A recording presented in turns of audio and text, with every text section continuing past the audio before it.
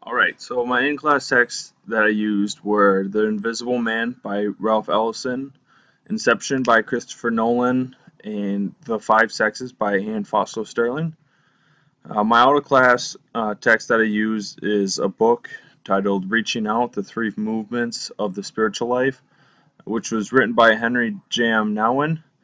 Of that book, I only use the prologue as well as most of chapter 1. So using all those texts, I came up with a thesis examining the complexity of a person and their surroundings, how spirituality can affect the meaning of life, and how we can find a sense of purpose in our lives. So The Invisible Man, all of our in-class texts, obviously we all read.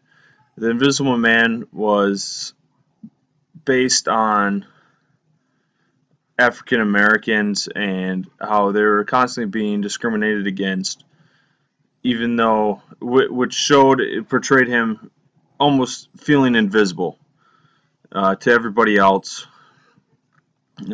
which emotion-wise it grew into anger. There's multiple stories about, like, the one in him in the alley where he jumped an actual person while the guy was constantly using racial slurs, which showed that how it was just engraved in society's minds to constantly discriminate them and look down upon. Inception, it was they use Inception by planting seeds or an idea in someone else's brain and then going through different levels of dreams, helping the seed grow and molding it for it to perform an action that they eventually wanted in the end state. So in the movie, Mr. Fisher was the target, and they wanted him to break up his father's company after he passed away.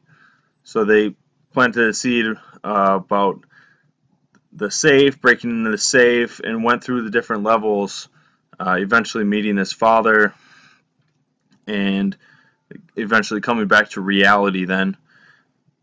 And The Five Sexes by Foster Sterling, she talks a lot about how intersexuals and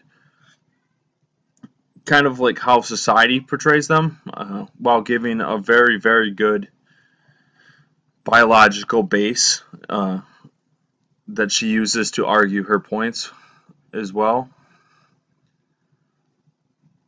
In my out of class, it kind of goes over the three different movements. Chapter 1 focused a lot, very similar to what the Invisible Man was saying, that loneliness is one of the most common tools of suffering that humans experience, and that's worldwide. So I kind of tied that in with the Invisible Man. But in the prologue, they talked more about like how the principles of your spiritual life can help give you meaning. And so I focused more in my paper on like how like our surroundings and like the people who we hang out with have a drastic effect on our meaning of life, and how if we're constantly pursuing happiness, that will give us meaning